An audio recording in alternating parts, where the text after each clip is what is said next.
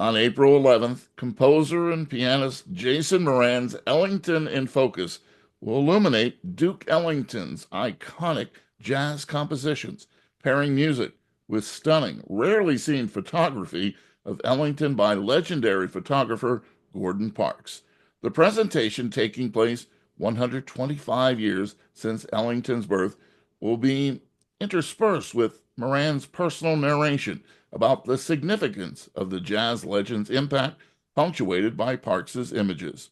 The one-night only event in the Apollo's Historic Theater marks a homecoming of sorts, a celebration of Ellington and Parks' artistry, both cultivated in Harlem, and Jason Moran's return to the Apollo since he participated as a composer and pianist in 2018 in the reading of Between the World and Me. Jason Moran joins us. Great to see you. Oh, it was a pleasure. Thank you. Now, this is nothing new for you when it comes to multimedia performances and collaborations. Why is this one extra special for you? It's extra special because I could walk to the Apollo. That's one. Two is, it's Ellington and Uptown. I mean, what Ellington means Uptown and how he captivates or captures the sound of Uptown onto the music paper, and then how he transported that sound around the world.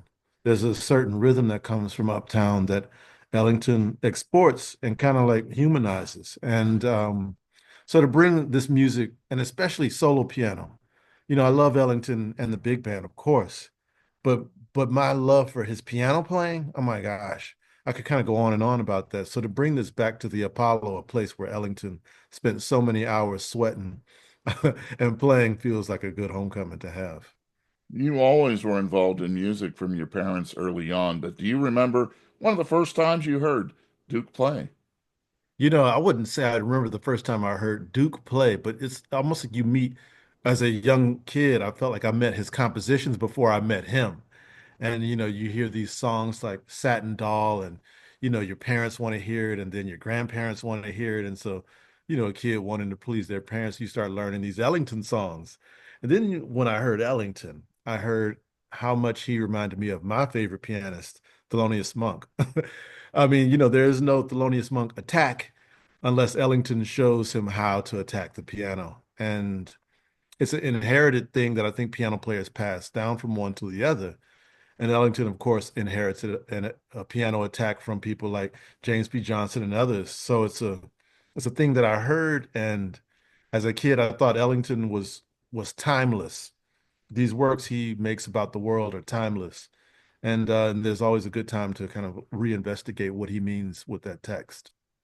Jason Moran has also been a major educator.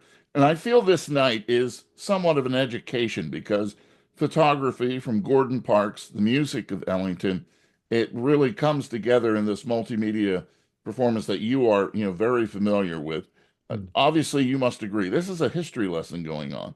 Oh, all the time. I mean, and history unfolds every day. I mean, one thing about Ellington and Parks is they really move through disciplines. They are never really confined to the thing that we think we know them for. Do we know Ellington for being a suave pianist with a beautiful tuxedo, standing in front of the band, or do we know Ellington as a person who really knew how to speak about music? Do we know Parks as just a photographer, or do we also know him as a filmmaker or as a composer? And they're restless artists. And I appreciate that part because I might say that I'm from that same family of restless artists who never quite sees a boundary about where the art form ends and another begins. It's just to kind of keep making meeting points as a collaborator, as a composer, as a citizen. And lastly, I'd always like to think that Ellington is maybe the most supreme multimedia artist. Always working with a set design, always working with lighting, always working with dancers in costumes, always working with film, always working with, Alvin Ailey dance, playing pieces for Juan Miro, he's the emblem of what it is. And I definitely am sitting under his tree. And speaking of history, the Apollo itself is, just a history filled, venue. Yeah. So when you're performing there, and it will take you back, I'm sure, to when you've been there before. What goes through your mind when those fingers finally start to hit the keys at the Apollo? Well, on the Apollo stage, there's no turning back. And you could turn back into the music, and you know that that's what's kept the building here. But I also want to say, like, part of the most incredible things about the Apollo is that we can still talk about it, and we still can be inside it, and music still happens in it weekly and nightly. And cultural spaces in America are under threat, and many of them before this quote unquote threat were just torn down. And so, how do we keep cultural space where revolutions happen on the stage, small real estate? And this music, I think, is revolutionary. And a lot of it evolved on this stage here by presenting it to this audience, watching people like Ella Fitzgerald come and do amateur night and all of a sudden become a beacon for so many people. What are all these performances that happen on this very stage? And so to be here and play Ellington, really, I always call these performances kind of a summoning. You know, to one degree, it's a performance for the audience that's in attendance, but the other is really it's for the spirits, and you must summon the spirits when you play in here. There's so much ancestral spirit in this building, and so that's always my job too. Multimedia presentations, why do they inspire you? I feel like I'm a kid born in the 70s, raised in the 80s and 90s, and thankfully I wasn't raised with an iPhone, but my kids are. And I think at some to some degree, my love for film, also let's say also married to an opera singer, my love for opera, watching many I don't know, trains of thought get exposed at once. I feel like the mind can digest that. And my mind likes digesting more than one thing at a time. And so sometimes these presentations I feel like really come from looking at artists who work in museums who not if the photograph has text on it, is it still a photograph? If a piece of music has dance, is it still a piece of music or are we watching a dance? This kind of in-between space about when media are meeting one another, they kind of like can make a different kind of meaning than the artist really intended in the first place. So, of course, this is quite simple pairing Gordon Parks, these beautiful photographs of Ellington and of Strayhorn as well, to pair them with the music. But it's also to just look at Ellington's face for a long time and just give thanks that a person, what he weathers as a musician, what he stood for, we see in every wrinkle in his face, in his brow, and we hear it in the tones too. You talked about how he would speak about the music as well as play it. If he was around today, how would he be received, Jason? You know, I mean, Ellington kind of knew how to move through with such elegance, tricky situations.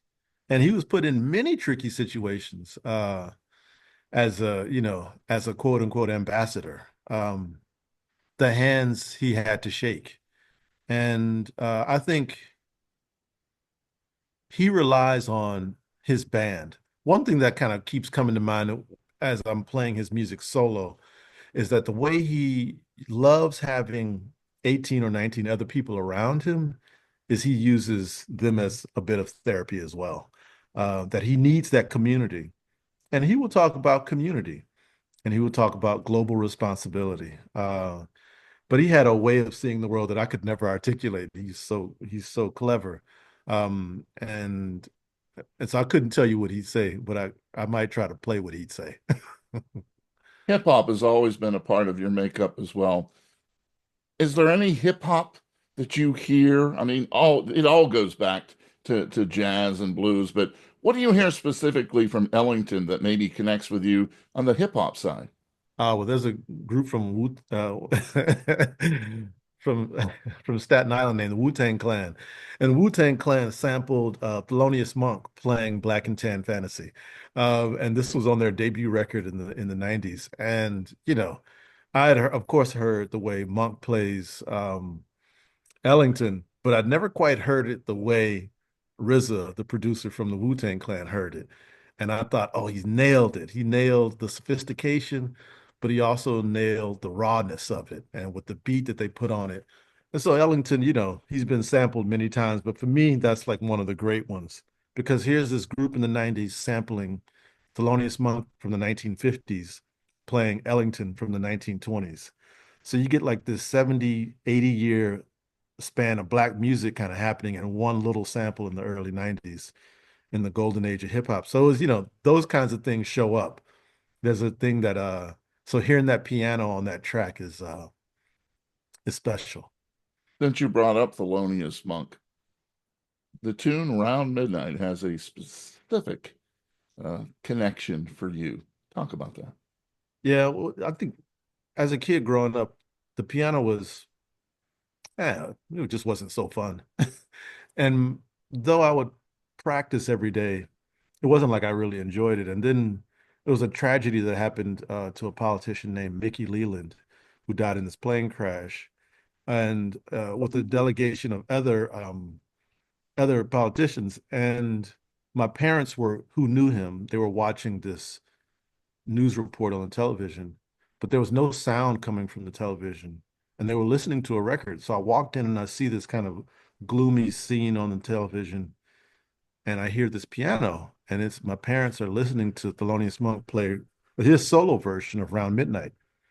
And I kind of walked over to the record player to look at who is this person. Round midnight, who is Thelonious Monk? And I look at this picture of this man with his beautiful beard and hat and solid eyes. And I thought, oh, I kind of want to be that guy. It was something about like my parents choosing that music to be the commentary on a tragedy. And it taught me about the usefulness of music that maybe sometimes musicians we might take for granted about how people use music to console or to inspire. And so it was a big wake up call. And from that point on, I fell in love with the piano. We're so glad that you had that experience because now we get to enjoy the sounds of Jason Moran's piano, and you'll be part of this wonderful presentation coming up tomorrow night. Doors open at 6 at the Apollo, and it's a chance to not only hear but to see the great music of Duke Ellington and the photography of Gordon Parks. What would you like people to talk about as they leave the theater tomorrow? When you walk out of the theater, you're on 125th Street. You're standing in the same space Duke Ellington stood. I mean, it's that you're right there. You are part of the history. You're uptown. Harlem's importance to the success of this music. My God, we can't, how can we not talk about this? When I think about Fats Waller, when I think about James P. Johnson, Mary Lou Williams, when I think about the Lenox Lounge, when I think about, the Savoy Ballroom, when I think about these spaces where the music was happening, this is it. I live in Harlem specifically for this piano history that lives up here. I stay in here because of that. And so when you walk back onto the street, of course I hope you'd still be in some kind of, beautiful haze of the music you just understood and listened to, but you're back into the culture of Harlem. And the Apollo still fosters this. It's our crown jewel. It is saving it. It is saving the space for the music. And so you exit history into history and be history. It's a great answer. One last question for you. A longtime educator, how has that changed you and your music when you've been teaching kids? How has it made Jason Moran better? Well, I come from a line of educators, my parents and my mother's side especially. And then I was taught by incredible pianists like Jackie Bayard and Andrew Hill and Muhal Richard Abrams. I've spent so much time with saxophonists like Charles Lloyd and Archie Shepp. And these people teach, they teach. And my dedication to be at when I was once at Manhattan School of Music and now at New England Conservatory is to talk about the importance of the music, but also make sure that I pull out and pull forward what I think these musicians are trying to address in today's world.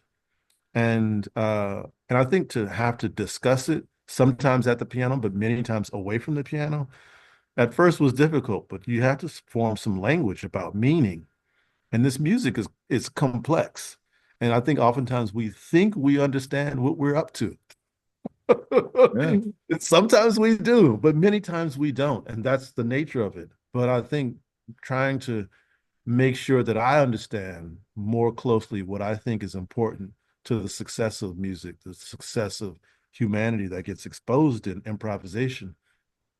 That's what I want to share with my students. And that's what I want them to teach me about too. So every good teacher always talks about how much they learn from their students. And I'm doing the same with my incredible crew. It's interesting during this Jazz Appreciation Month, WBGO, you know, giving students, various universities, the opportunity to be heard on the radio station, various ensembles. And it hit me today. I said, do they realize that they're being taught by some of the greatest musicians around? And it's not, I don't think any other genre of music can say that. Mm. Do they know they have a Jason Moran, a Bill Charlap, David Dempsey, people that are huge in this business, and they're getting their classes with them. Yeah. It's all, that's the value of the music, quote unquote, being so young, is that the practitioners are still here, many of us. And I mean, of course, the ones that passed away, but I saw McCoy Tyner come to my high school and give a master class. I saw Barry Harris come to my high school and give a master class. Dizzy came. Billy Taylor came and gave a master class. I never forget these moments when these people sat down. And people like Jerry Allen, to her last day, she was sharing wisdom about the power of the music. So I feel like, there have been such great educators who were also incredibly singular musicians that really wanted to ensure a future that at least had some health in it. And I want to continue the work that they gave me and share it with that future. All right, I like to ask these type of questions, and this will be the last one for you. You get a surprise tomorrow night. Duke Ellington shows up. He magically appears at the Apollo, and he comes up to you backstage. Hmm. You just get a few moments with him. What are you going to ask him? Uh, what am I going to ask him? I'm gonna ask him about what his paintings look like. Ellington is an artist who got accepted into, I want to say, Pratt art school and decided not to go. He decided to be a different kind of painter. And I would like to ask him, show me your paintings. And somewhere in the world, I'm sure someone has some sketches. But look, I would love to talk piano, but I really want to talk painting with Ellington. That's, that would be an exciting conversation. Well, Right. people will have a chance to see the music of Ellington through the photography of Gordon Parks. And this is all coming up tomorrow night, April 11th.